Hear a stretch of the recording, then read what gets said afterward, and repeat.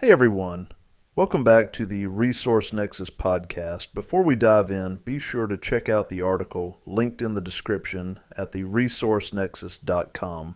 We go deeper into today's topic with extra projected stats and analysis you won't want to miss. Alright, let's get into it. What if? If you're a sports fan, this has to be the biggest, burning, unanswered question of all time. I've thought about it a lot, especially what might have happened in 1994, 1995, and 1999. There really aren't many other examples of a healthy, elite player just walking away at 30 years old. It was, and still is, completely unprecedented. Now, there have always been conspiracies about a gambling suspension. Personally, I don't buy it at all. It doesn't even make logical sense to ban the NBA's biggest cash cow. Occam's razor applies here. The simplest explanation is usually the correct one, and to me it's obvious. The death of his father was a traumatic, life-altering event. That alone makes his decision to step away understandable. If his father hadn't been murdered, I genuinely don't think he retires. I don't think he touches baseball. But even in this alternate history, I'm skeptical that he would have played until 40 if he never retired the first time. He probably still walks away around 35 to 37, just like his second retirement, given the Last Dance situation. I could even see the Last Dance playing out the same way, and him coming back again with Washington, no different. The part of the story that really grinds my gears, though, is how the Bulls got cheap and dismantled the dynasty. As a fan back then, that was the most frustrating thing. You want to see a natural ending. See how far they could take it. See if they could squeeze out one more run. We're going to dive into that here. And hey, I've got one other team in mind, a very viable squad Jordan could have joined in 1998 to 99. I think he might have, if nudged the right way, watching The Last Dance. He even said he didn't want to retire at 35. So I believe, pull with the right push, he could have returned for another year or two in 1999 or 2000. We'll get to that later in this series. But for now, let's rewind to 1994. The 1994 roster looked a lot like the 93 championship team. The biggest change, Stacey King was traded for Luke Longley mid-season. Definitely an upgrade. Then there was Pete Myers, a 30-year-old journeyman who had been out of the league for 2 years, playing in Italy. In October, they dusted him off and plugged him in as Jordan's replacement. That was the best they could do after MJ's sudden exit. Myers ended up starting 81 games and averaging 7.9 points per game. Yeah. On a brighter note, Tony Kukoc finally came over from Europe. Now, I was 15 at the time, and from what I remember, before digging back in, Kukoc was solid and helped offset the loss of Jordan. But honestly, my expectations were sky high from reading that Sports Illustrated piece years earlier. They called him a 6'11 point guard from Europe, made him sound like the next Magic Johnson, and that buzzer beater in the playoffs, the one where Pippen was pouting on the bench, probably made Kukoc seem even better than he was. But here's the reality. As a 25-year-old rookie adjusting to the NBA, Kukoc was just okay. He averaged 10.9 points per game, shot below 50% true shooting, had a 15 PER, and only scored 8.6 a game in that 7-game series against the Knicks. Playable? Sure. But not making up for Jordan's usage, playing 24 minutes off the bench. And Myers? Straight up trash. I mean, the guy was out of the league for a reason. He had a 10 PER and a -4 net rating. So yeah, adding Jordan back to that team would have been a massive upgrade. He would have taken the lion's share of those minutes. Now, Pippen, as we all remember, had a career year, finished third in MVP voting. He picked up a lot of the slack as the offensive engine, but his jump statistically, not that much more than Horace Grant's. Grant doesn't get enough credit. He really stepped up from the previous year and was a major factor in keeping the Bulls in contention. Armstrong, all-star but undeserved. His stats and impact were basically the same, just played 3 more minutes per game. Longley was better than King by a wide margin, and the addition of Steve Kerr made up for the sharp decline of John Paxson, who barely played that year. The Bulls won 57 games and went 15-4 in the playoffs in 1993, including 4-2 against the Knicks. In 1994, they won 55 games and lost to the Knicks in 7 in the second round. New York went to the finals and lost to the Rockets in 7. These Jordan-less Bulls were still right there, and seeing them with Pippen as the top dog, that was fascinating. Definitely helped Pippen's legacy. But let's be real, they slightly overachieved in the regular season. Their net differential in 94 was that of a 50-win team. The 93 team, 58-win profile.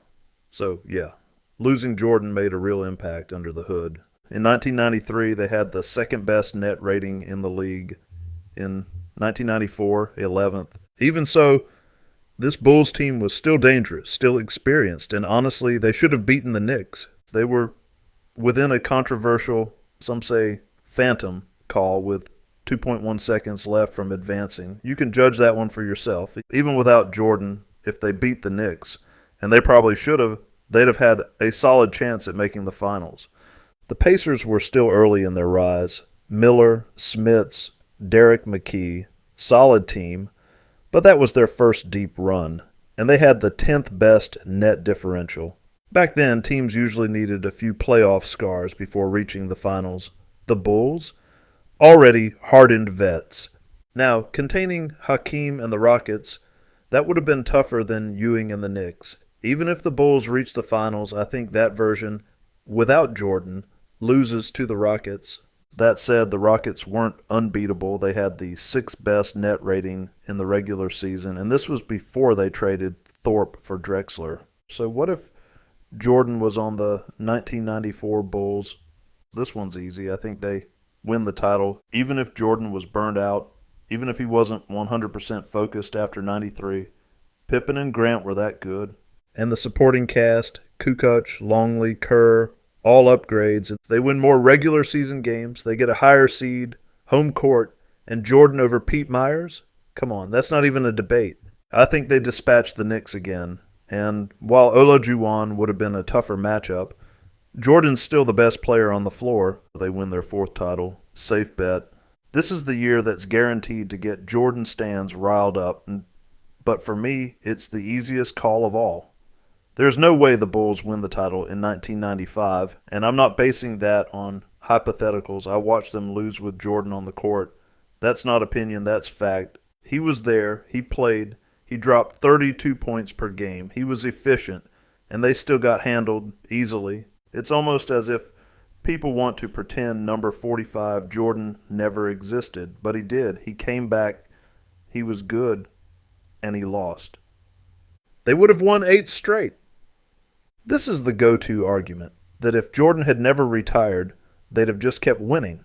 The assumption is he would have led them to the 1994 title and then stayed in form for 95. Even if I buy that 1994 ring, and I do, I still don't think the 95 version of that team was good enough to win. Jordan could have been 5 to 10% better physically if he never retired, and I still don't think it makes a difference. We'll get to the team in a moment, but let's talk about Jordan first. By 1993, he was clearly burned out. He wasn't motivated, and he admitted it. Combine that with his father's death, and it's obvious why he walked away. But even without the retirement, that burnout doesn't magically disappear. If anything, it builds up. Steve Kerr said it best. They weren't going to win 8 straight. The grind was too much, and he should know. He lived through multiple dynasties. The comeback Jordan was actually better. Ironically, I'd argue the Jordan who came back in 1995 was in better mental shape, fresh, motivated, and rejuvenated after a year and a half off. That version of Jordan had something to prove.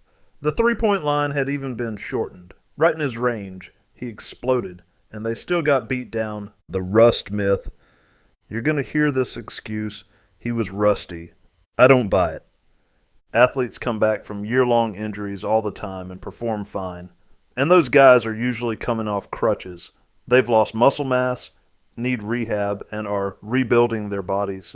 Jordan, he was healthy, playing baseball, running, lifting, staying in shape. His athleticism was still a big part of his game, and he didn't just lose it in 500 days. Plus, let's not kid ourselves. The moment the baseball lockout hit in late 94, you think he wasn't picking up a basketball again? Please. Let's talk about 1986. Remember, 1986, Jordan breaks his foot, misses almost the entire season, comes back in March, almost the exact same time frame as 95. And what does he do? He drops 63 on the Celtics in the playoffs. So no, time off wasn't a problem then. It wasn't a problem now. 45, Jordan was still Jordan. People love to dismiss number 45, Jordan, but he dropped 55 on the Knicks in his fifth game back. By game 2, he was already scoring 27 points in 26 minutes. He averaged nearly 30 points per game in March on .525 true shooting, and the Bulls went 13-4 with him in the lineup. That wasn't rust. That was Jordan being Jordan. Yes, he slumped a bit in April, but players slump all the time. More likely, defenses adjusted to him. But even in the slump, he impacted games in other ways, grabbing more rebounds, dishing more assists. He still led them to a 9-2 record that month. The 1995 playoffs, no excuses.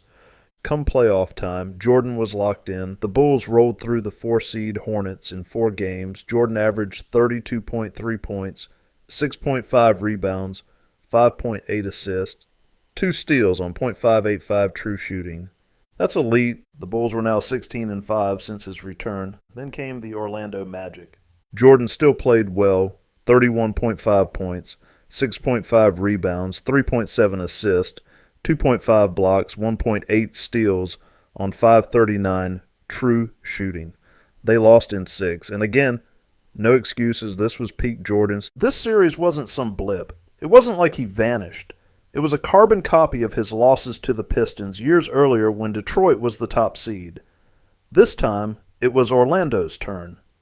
The Bulls just weren't that good. Let's be honest, that 1995 team just wasn't title caliber. No Horace Grant, who was ironically on the Magic now. The Bulls were barely above at 500, 34-31.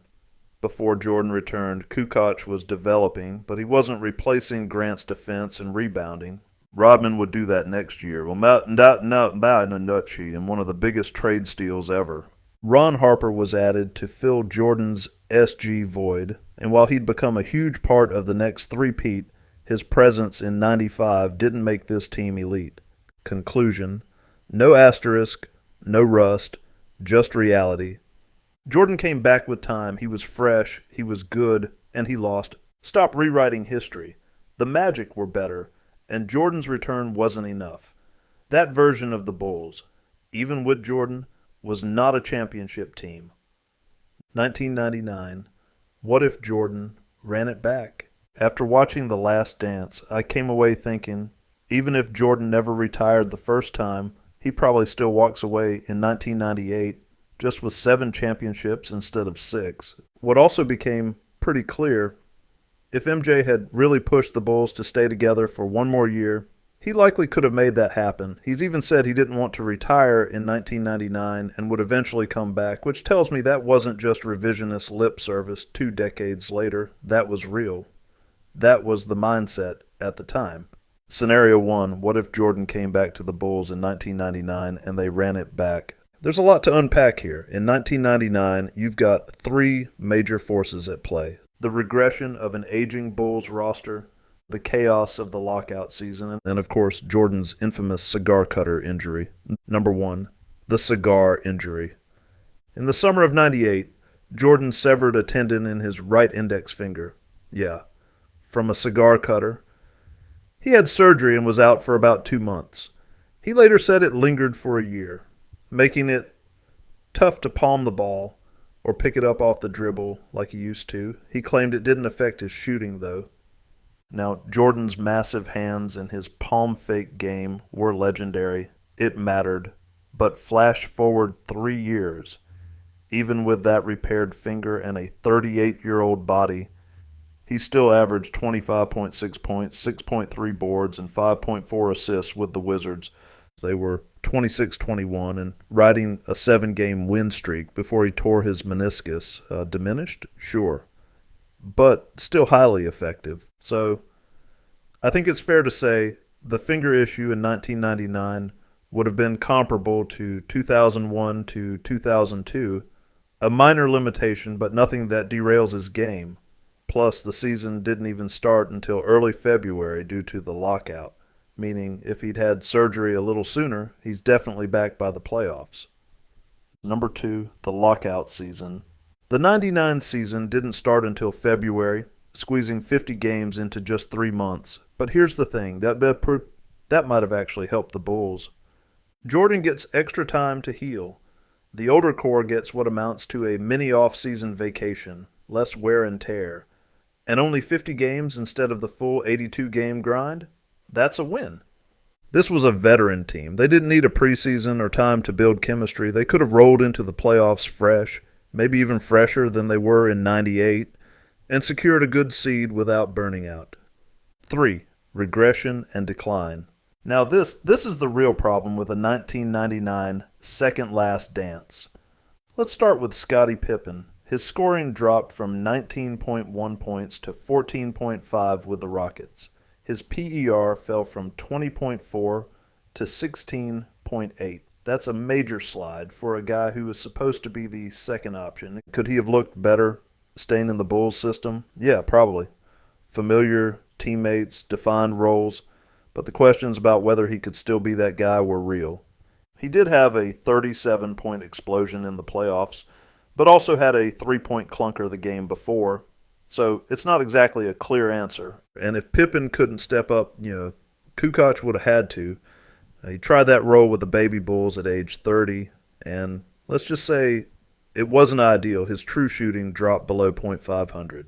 But maybe, just maybe, with MJ drawing attention, Kukoc could have looked better as a complementary weapon. Then there's Rodman. After 98, the wheels came off. He played 23 games with the Lakers before they cut him loose, then 12 with the Mavs, and that was it. Gone in 2 years. To be fair, he was still effective at rebounding. That's all he was doing at that point, and his rebound rate stayed solid, but offensively, 0. His PER dropped from around 12 with the Bulls to 8 in those final seasons. Could the Bulls' structure have kept him in line for another year or two? I think so. But they would have needed every ounce of his focus, especially with Duncan and Robinson looming. The role players, let's be honest. The Bulls were cheap. If they did agree to run it back, the supporting cast would have looked different. Ownership didn't want to pay anyone. Even if Jordan convinced them to hold their nose and pay Pippen, guys like Longley, Kerr, and Buechler were probably still gone. And honestly, that might have been the right move. Those guys used the three-peat hype to cash out and got overpaid. Losing Longley, though, that one hurts. With Duncan and Robinson waiting in the finals, they needed his size. He likely gets replaced by 33-year-old Mark Bryant, along with Dickie Simpkins and Bill Winnington. Sprinkle in the fragile mental state of 37-year-old Rodman, and you've got a front line that's seriously overmatched. Tim Duncan and David Robinson, yeah, they'd feast. Jordan and Pippen were still strong defenders, but their greatness is wasted chasing around Sean Elliott and Mario Ealy. And those guys, they could hit just enough shots to make Chicago pay if they dared to double the bigs. MJ at 36 might still be capable of greatness, but saving this version of the Bulls from that Spurs team, that's a tall order. Final take. In my opinion, this matchup is just brutal for the Bulls. San Antonio's strengths lined up perfectly with Chicago's weaknesses. You can only do so much with Jordan and Pippen if your post defense is made of duct tape and hope. Would MJ have gone down swinging? Of course. Could they have maybe pulled it off? Maybe. But more likely, the run ends in 99, not with a title, but with Duncan and Robinson hoisting the trophy and a new dynasty starting to take shape. The conclusion of the Bulls dynasty. I do think the Bulls would have had a normal, dominant regular season in 1999. The lockout actually helps them here. Shorter season, longer rest. I think they would have cruised through the East just like the 8th seed Knicks did that year, but I don't think they beat the Spurs in the finals. That would have been an epic series, one of those all-timers, and it would have been a fitting passing of the baton to a young Tim Duncan, who went on to carry the league for the next 15 years and win 5 titles. You want to see someone beat the man, that was the moment. Now, seeing the Spurs and Lakers dynasties forming in 98, that was probably what broke the Bulls up. It was only a matter of time. There was a small chance, if they made the finals in 99 and pushed the Spurs or even won it, maybe they'd run it back one more time in 2000. But even then, it was almost certainly the end. The Lakers were coming, and they weren't going to be denied. Phil Jackson leaving for the Lakers in 2000, that was going to happen. Everyone saw that dynasty forming, and he knew it too. If the Bulls had tried to hang on and hired someone better than Tim Floyd, with Jordan pushing, I think it's totally plausible they beat the weak East again in 2000, maybe even in 2001. But either way, they get to the finals just to take a beating from those Lakers teams. Honestly, the finals in those years, pretty much a foregone conclusion. The real finals were happening in the Western Conference. I say that because Jordan still looked solid before his knee injury in 2001 to 2002 with the Wizards. Pippen was still doing his thing in Portland, just not as much scoring. They probably could have pulled in some decent role players too, but I don't think they ever win another title after 1998. Getting back to the finals in 2000 or 2001 would have been a grind, even in the East, and that's with a competent coach. Most likely their run ends in 99 or 2000 after one or two more finals appearances and some pretty uncompetitive losses. Now, let's be real, okay? Going to another finals or two would have added to the legacy. Imagine the numbers, possibly 7 championships, 8 or 9 finals appearances in a 10-year span. That's legendary stuff. And yes, it's possible they beat the Spurs in 99 with experience and that sheer Jordan greatness. The Spurs weren't invincible, but I'd still favor them for a lot of reasons. In 2000, I think they could have reached the finals again, but the Lakers, that was a whole different beast. I could see many scenarios where Jordan still walks away after 98 or 99 or 2000, even 2001. He's a unique figure in sports, a guy who would walk away from the game, then start to miss it, and come back. He did that multiple times. I don't think it would have taken much either way to stay or to leave if he had stuck it out until 2003. Maybe he gets that 7th ring. Maybe he still ends up with the Wizards. But in that case, we're looking at Jordan finishing his career with 42,196 points, all-time stuff. Add in the steals, the win shares, the categories he climbs even higher in. And it's crazy to think how much more dominant his resume could have been. We know what Jordan looked like with the Wizards when he was healthy, and we know he had that wrist injury during the regular season of The Last Dance. So yeah, it's not hard to sketch out a realistic regression curve for a player that consistent over the years he missed or barely played, and that's what I've done, filling in those gaps statistically. Jordan's career was one of the 2 greatest ever, but in a lot of ways, it's still an enigma. What could have been in those 5 seasons he stepped away while still playing at an elite level, is wild to imagine. I hope we offered up some educated takes on that timeline from 1984 to 2003, and I hope you'll join us for future episodes focusing on Jordan. All right, that's a wrap for today. Thanks for tuning in. Hope you got some good insights. If you enjoyed the episode, be sure to like, subscribe, and share it with anyone who'd find it useful. And don't forget to check out theresourcenexus.com for more in-depth analysis. Until next time, check you later. Cool. Guess we'll see you around. All right, check you later. Bye. Wait, man, why are you always such a dork, man? What are you talking Check you about? later. Check you later.